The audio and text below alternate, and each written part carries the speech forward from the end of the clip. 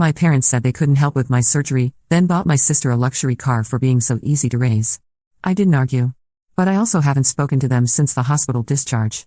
Now they're wondering why. I'm 28, and my sister Emma is 25. Growing up, Emma was always the golden child. She was naturally athletic, got decent grades without trying, and never caused any drama. I, on the other hand, was the difficult one. I had severe anxiety, struggled with school despite being smart, and apparently asked too many questions.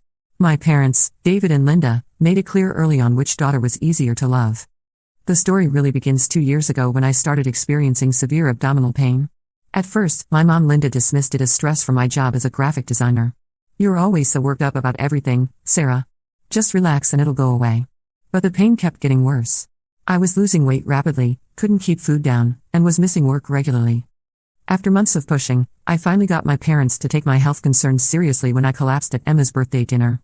The ambulance ride was humiliating, but at least it got me the medical attention I desperately needed. After weeks of tests, scans, and specialists, I was diagnosed with severe gastroparesis with pyloric stenosis. Essentially, my stomach muscles had stopped working properly and the opening to my small intestine had narrowed significantly. The only real solution was surgery, but not just any surgery. This was a complex procedure called a pyloroplasty with gastric stimulator implant that would cost around $120,000 even with my insurance covering most of it. When I told my parents about the diagnosis and the surgery, their reaction was underwhelming. My dad David just nodded and said, "Well, that's what insurance is for." My mom asked if I'd gotten a second opinion, as if I hadn't already been through months of medical consultations. But when I explained that even with insurance, I'd still owe about $18,000 out of pocket due to my deductible and the 20% co-insurance on the procedure, the room went quiet. "That's a lot of money, Sarah," my mom said slowly. "Are you sure this surgery is absolutely necessary? Couldn't you try managing it with diet and medication first?" I explained that I'd already tried everything. The specialists were clear that without this surgery, my condition would continue to deteriorate. I might need emergency surgery later, which would be even more risky and expensive. I wasn't asking them to pay for the whole thing, just help me with a portion my insurance wouldn't cover. I had some savings, but nowhere near enough. My dad, who owns a successful accounting firm, and my mom, who manages a high-end boutique, exchanged one of those looks that married couples do when they're having an entire conversation without words. Finally, my dad cleared his throat. "Sarah, we'd love to help, but money's tight right now. The business has had some unexpected expenses, and your mother's store is going through a rough patch.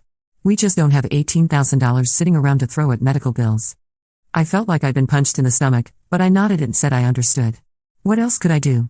I started researching medical loans, payment plans, and even considered crowdfunding. The surgery was scheduled for 6 weeks out, and I was determined to find a way to pay for it. Those 6 weeks were hell. My condition was getting worse daily. I could barely eat without severe pain, I'd lost 20 pounds, and I was so weak I could barely work. My parents checked in occasionally, asking how I was feeling, but they seemed more concerned about whether I'd figured out the money situation than my actual health. 3 weeks before my surgery, I got a call from Emma. She was practically bouncing with excitement. "Sarah, you'll never guess what Mom and Dad did. They surprised me with the most amazing early birthday present." My heart sank, but I played along. "Oh yeah? What did they get you?" "A BMW. A brand new BMW X3. Can you believe it? It's white with tan leather interior and all the upgrades. They said it was a reward for being so easy to raise and for getting that promotion at the marketing firm. They wanted to celebrate my success." I sat there in stunned silence, holding the phone so tightly my knuckles went white. A BMW X3. I'd looked at cars recently since mine was on its last legs, and I knew that model with all the upgrades started around $52,000 new. "Sarah? Are you there?" "Yeah," I managed to croak out. That's amazing, Emma. Congratulations." "Thanks. I mean, I wasn't expecting anything like this. I just mentioned that my old car was having problems and next thing I know, they're taking me to the dealership. They paid cash, can you believe it?" Dad said business has been really good lately. Business has been really good lately. The words echoed in my head long after Emma hung up. Just 4 weeks earlier, my parents had told me they couldn't help with my surgery because money was tight and business was struggling. I didn't call them. I didn't confront them. I didn't scream or cry or demand an explanation. I just sat there in my tiny apartment, surrounded by medical bills and loan applications, processing the fact that my parents had chosen to spend $52,000 on a luxury car for my sister rather than help me with $18,000 for life-saving surgery. The next 2 weeks were a blur of desperate phone calls and applications. I called every medical financing company I could find, most of which wanted interest rates that would have doubled my debt within a few years. I applied for personal loans, knowing my credit was good but not excellent. I even looked into those predatory payday loan places before my friend Jessica physically stopped me from walking into one. "Sarah, you're not thinking clearly," she said, grabbing my arm outside the quick cash storefront. "These places will destroy you financially. There has to be another way." But what other way was there? My surgery was in 2 weeks, and I was still $12,000 short even after maxing out my credit cards and getting approved for a medical loan that would cost me $400 a month for the next 4 years. That night, I did something I'd never done before. I researched crowdfunding for medical expenses. The idea of putting my private medical situation on the internet for strangers to judge felt humiliating, but I was running out of options. I spent hours crafting a campaign, explaining my condition, the necessity of the surgery, and my financial situation. I uploaded it at 2 a.m. and immediately felt sick with shame. Within hours, my coworkers had found it. Within a day, my boss Michael had called me into his office. I thought I was getting fired for airing my personal problems online, but instead, he closed the door and sat down across from me. "Sarah, why didn't you come to me sooner?" he asked. "I've been watching you struggle for weeks, getting sicker and sicker, and I had no idea it was this serious." I started crying right there in his office. I didn't want to make it anyone else's problem. "It's not your responsibility to stop," he said firmly. "You've been with this company for 4 years. You're one of our most talented designers, and more than that, you're a good person. The company has an emergency assistance fund for situations exactly like this. I'm authorizing a $12,000 advance against your future earnings, no interest, payments deducted from your salary over 3 years." I sobbed. Actually sobbed in my boss's office, because a relative stranger was showing me more care and consideration than my own parents had. But the financial stress was only part of what made those weeks hellish.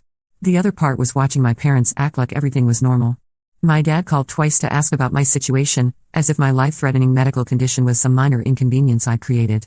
My mom sent me articles about natural healing and suggested I try yoga and meditation instead of surgery.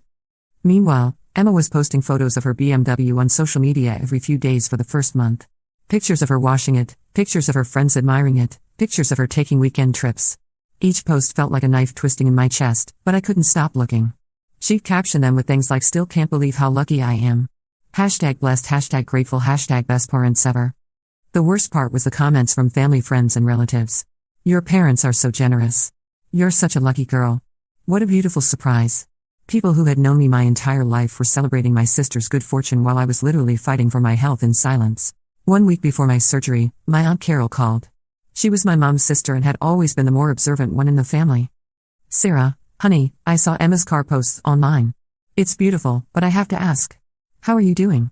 Last time we talked, you mentioned having some health problems." I almost brushed it off with my usual "I'm fine," but something in her voice made me pause.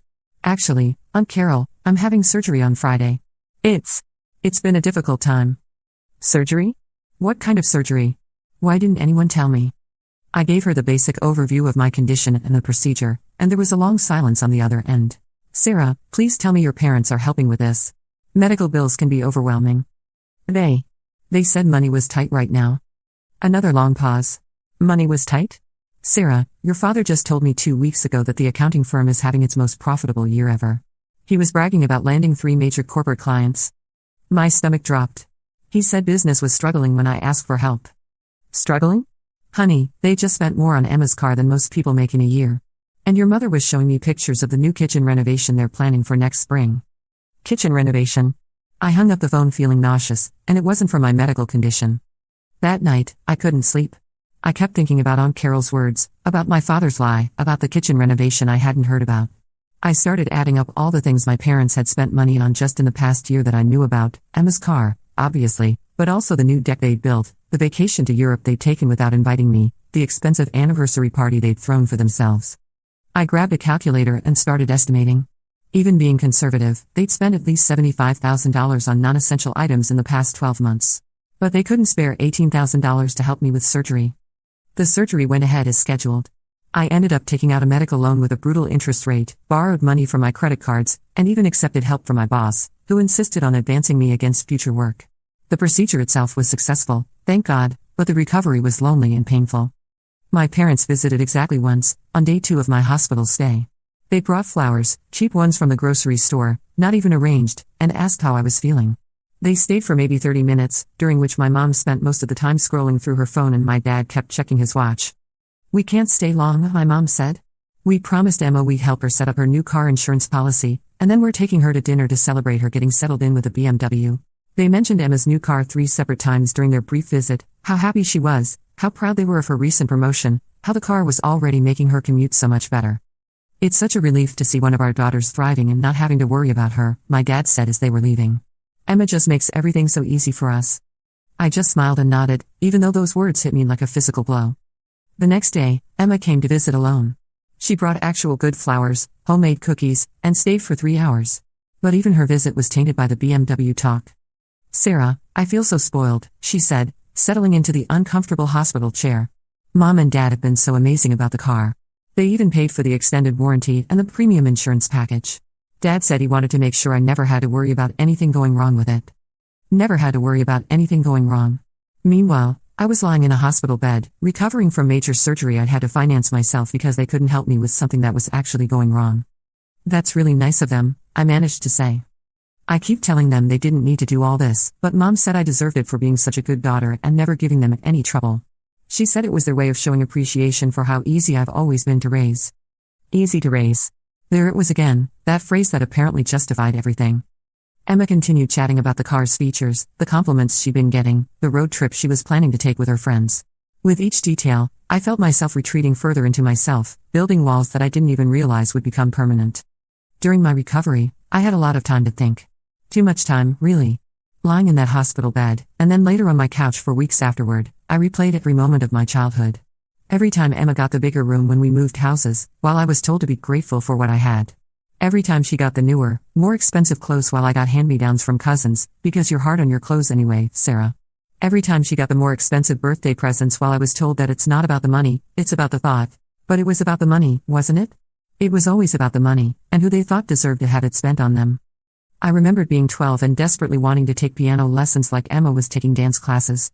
When I asked, my dad said lessons were too expensive and I should try learning from YouTube videos instead. But Emma's dance classes, which cost twice as much as piano lessons, continued without question. I remember being 16 and asking for help with a car so I could get a part-time job. They said I needed to save up and buy my own car to build character. Emma got a car for her 16th birthday 2 years later because she needs reliable transportation for all her activities. I remember being 22 and asking for help with student loan payments when I was struggling to find work after college. They said I needed to learn to manage my finances better and offered to pay for a financial planning class instead. But when Emma needed help with a security deposit on her first apartment, they handed over the money without question. Every memory I examined revealed the same pattern. Emma's needs were important and worthy of immediate attention and financial support. Mine were character-building opportunities or signs that I needed to be more responsible, more grateful, more self-sufficient. But this wasn't about childhood favoritism anymore. This was about my life, my health, my future. And they'd made their choice crystal clear. The worst part of recovery wasn't the physical pain or even the financial stress of the mounting medical bills. It was the complete silence from my parents after that one hospital visit. No phone calls checking on my healing. No offers to bring groceries or help with household tasks I couldn't manage. No acknowledgement that I was going through something difficult and might need support. But Emma got daily check-ins about how she was enjoying the car. I know this because Emma told me during one of her visits. Mom calls every morning to ask how I'm liking the BMW, she said, completely oblivious to how that sounded to someone recovering from surgery alone. She's so excited about it. She keeps asking for pictures and wanting to know about every little feature I discover. Meanwhile, I was struggling to open soup cans and do laundry, and my parents' primary concern seemed to be whether I was healing fast enough to not be a burden on anyone. 3 weeks into my recovery, my mom finally called. Not to check on my health, but to ask if I was well enough to attend a family barbecue they were throwing to show off Emma's car to the extended family. We're having everyone over on Saturday, she said cheerfully. Emma wants to show Aunt Carol and Uncle Jim the BMW, and your dad is planning to grill. You should come if you're feeling up to it. A party. They were throwing a party for Emma's car. A car that cost more than my surgery, which they couldn't afford to help with. I'm still recovering, Mom. I don't think I'll be up for it. Oh, come on, Sarah. You've been home for 3 weeks. Surely you can manage a few hours with family. Besides, everyone's been asking about you. Everyone's been asking about me, but no one had actually called or visited except Emma. I really don't think I should be around that many people yet. My immune system is still compromised. Well, if you change your mind, we'll be starting around 2 p.m. It would mean a lot to Emma to have you there. It would mean a lot to Emma. Not to her, not to Dad, but to Emma. As if the only reason I should attend was to make Emma happy, not because they actually wanted to see me or check on my recovery. I didn't go to the barbecue. Instead, I spent that Saturday organizing all my medical bills and loan documents, trying to figure out exactly how much this surgery was going to cost me over the next 5 years. The number was staggering. Even with my boss's help and the medical financing, I was looking at paying nearly $50,000 when all was said and done, thanks to interest and the money I'd had to put on credit cards. $50,000? More than Emma's car. For a surgery I'd needed to save my life.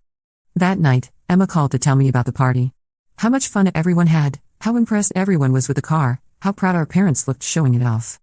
I wish you'd been there, Sarah. Aunt Carol kept asking about you and your surgery. I didn't really know what to tell her. What did you tell her? Just that you were recovering well and didn't feel up to socializing yet. But honestly, some people seemed surprised that Mom and Dad weren't helping you more with everything. Aunt Carol made some comment about how families should take care of each other during medical emergencies. Aunt Carol? Of course she would be the one to notice what my parents hadn't. What did Mom and Dad say to that? Dad got kind of defensive and said that you were an independent adult who preferred to handle things yourself. Mom changed the subject pretty quickly after that. Independent adult who preferred to handle things herself. As if I'd chosen to struggle with medical bills rather than simply being denied help. That conversation was when I realized I was done. Not just frustrated or hurt, but actually done with the whole dynamic.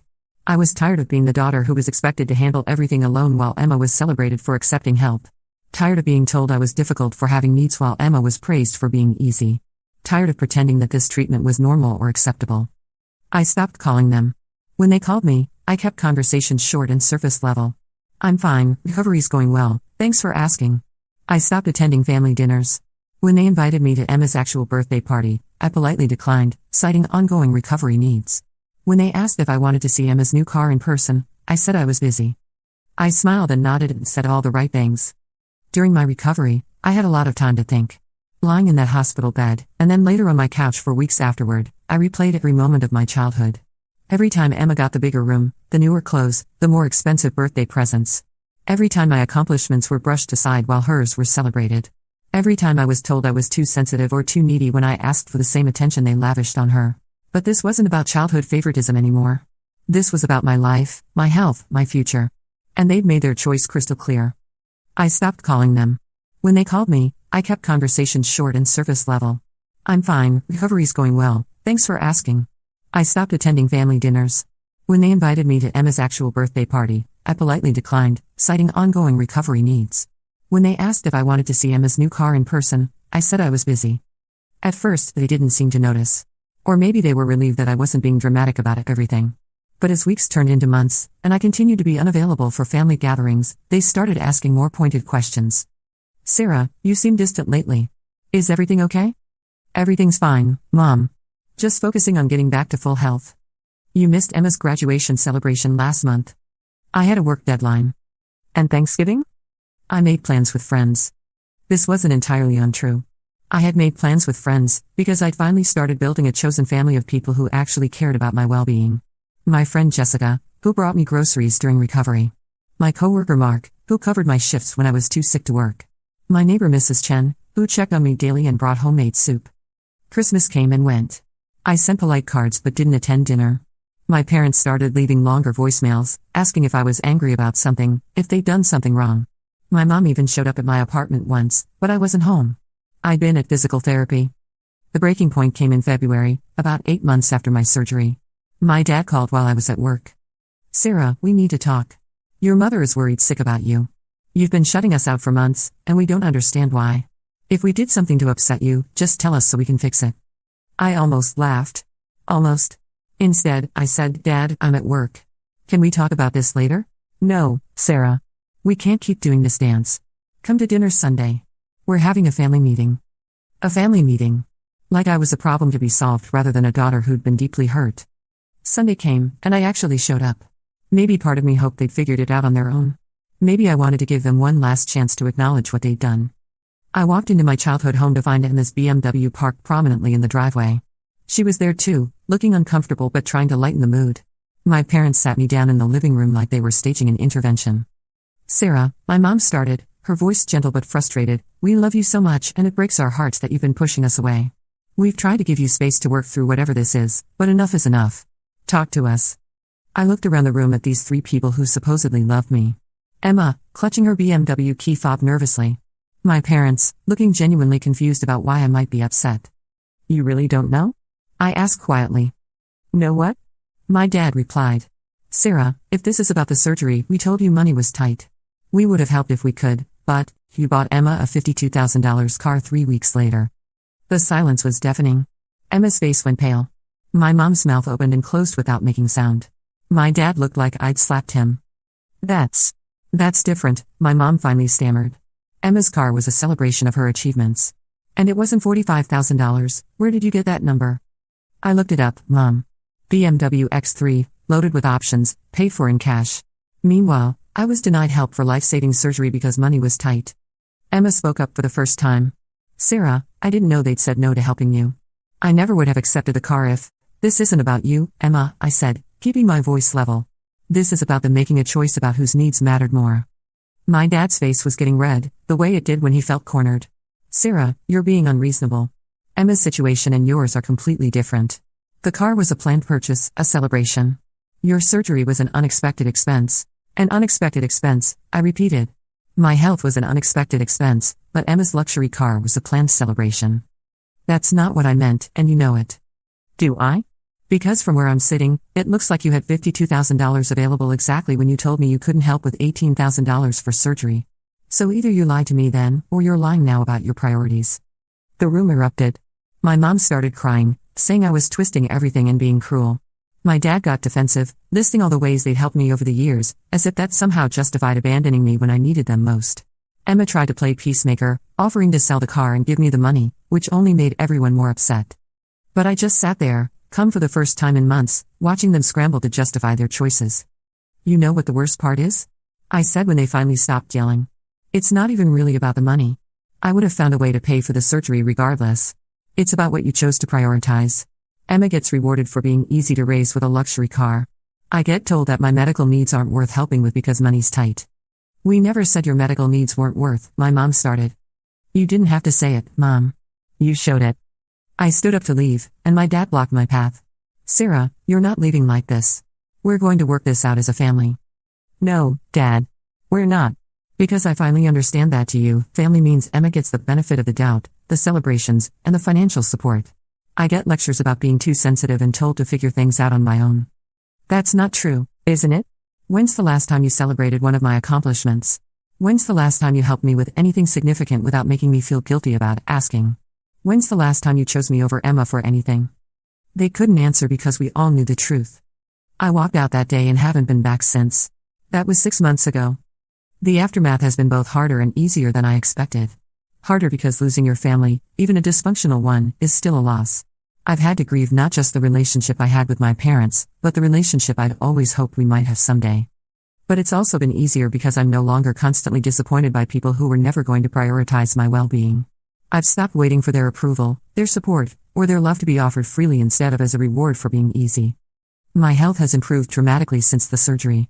I'm back to work full-time. I've been dating someone wonderful who actually cares about my feelings, and I've been saving money for the first time in years since I'm not constantly trying to prove myself worthy of my parents' attention. Emma has reached out several times. She even offered to sell the car and give me the money, but I declined. This was never about wanting her to have less. It was about wanting my parents to see me as worthy of more. She didn't create this situation, and she shouldn't have to fix it. My parents have tried various approaches. First came the angry voicemails about how I was tearing the family apart over money and being manipulative. Then came the guilty ones about how they'd made mistakes but I needed to forgive them and move on. Recently, they've been sending cards with newspaper clippings about family estrangement, presumably hoping I'll realize I'm being unreasonable. Last month, my mom showed up at my workplace. She looked older, more tired than I remembered. She begged me to come home for Christmas, said the family wasn't complete without me, said they'd learned their lesson and would do better. I told her gently but firmly that I wasn't ready for that conversation, and she needed to respect my boundaries. She left crying, and I felt terrible for about 10 minutes before remembering that my boundaries had never been respected before, so this was actually progress. The hardest part is that I don't think they still really understand what they did wrong. In their minds, they made a reasonable financial decision and I'm punishing them disproportionately for it. They see Emma's car as a separate issue from my surgery, because one was a want and one was a need, and apparently parents are only obligated to help with needs. But that's exactly the problem. They've never seen my needs as important as Emma's wants. The hardest part is that I don't think they still really understand what they did wrong. In their minds, they made a reasonable financial decision and I'm punishing them disproportionately for it.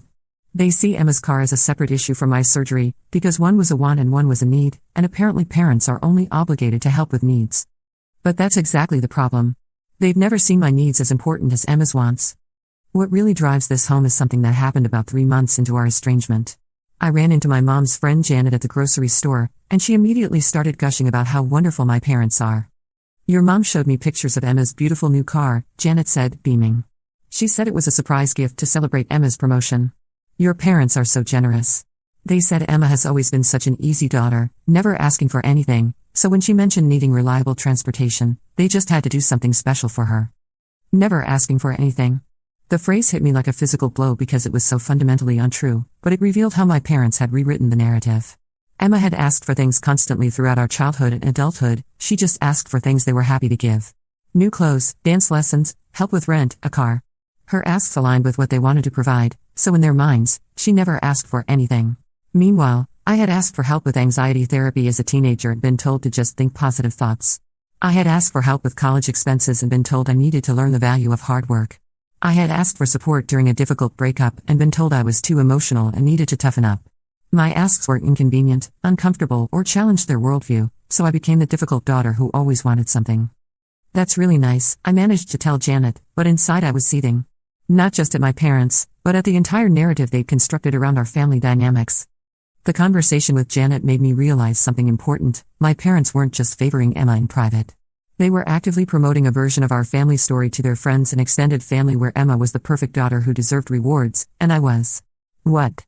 Absent from the story entirely? I started paying attention to how they talked about us to others, and the pattern became impossible to ignore. Emma's achievements were shared widely and celebrated publicly.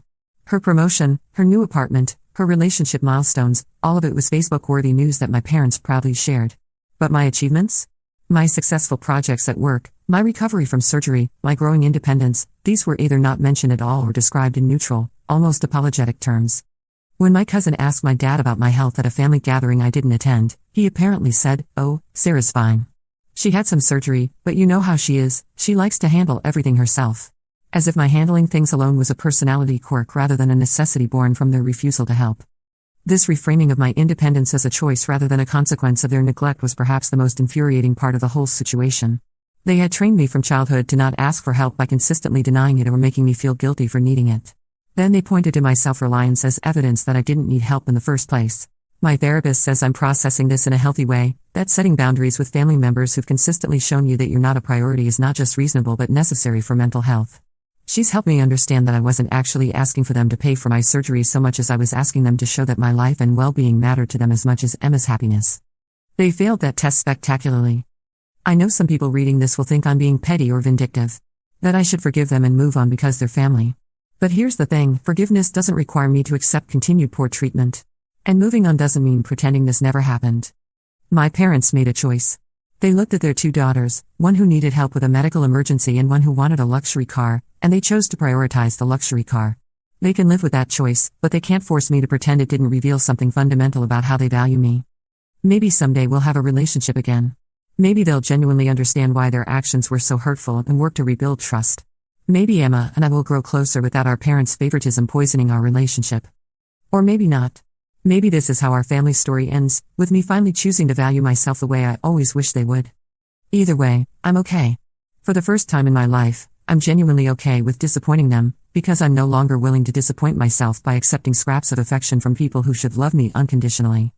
I survived the surgery, I'm thriving in my recovery, and I've learned that chosen family can be just as meaningful as blood family. Sometimes more so. They're wondering why I haven't spoken to them since the hospital discharge? It's simple, they taught me that actions speak louder than words, and their actions told me everything I needed to know about my place in their priorities. I finally learned the lesson they've been teaching me my whole life. I just don't think they expected me to actually apply it. Update: a lot of people have been asking about Emma and whether she's reached out since my original post. She has, and we've actually been slowly rebuilding our relationship. She drove that BMW exactly once after our family confrontation, realized she couldn't enjoy it knowing what it represented, and ended up trading it in for a modest used car, donating the difference to a medical charity. She didn't tell our parents beforehand. She also started therapy and has been working through her own guilt about being the favored child. It turns out that golden child syndrome comes with its own trauma, and she'd been struggling with feeling like she had to be perfect to maintain our parents' love. We have coffee every few weeks now, And for the first time in our lives, we're building a relationship based on who we actually are rather than our roles in our parents' dysfunction. As for our parents, they're still sending holiday cards and birthday gifts as if nothing happened. I donate the gifts to charity and throw away the cards. They've stopped trying to force direct contact, which I suppose is progress. My therapist says healing isn't about them acknowledging what they did wrong anymore. It's about me continuing to build a life where I'm valued and respected. Some days that feels revolutionary, considering where I came from. The surgery site has healed completely, and I'm healthier now than I've been in years. Turns out when you're not constantly stressed about family drama and feeling undervalued, your body actually functions better. Who knew? For anyone going through something similar, you're not obligated to accept poor treatment just because someone shares your DNA. Family is supposed to be a safe place, and if it's not, it's okay to build your own safe place elsewhere. That's exactly what I did, and I've never been happier.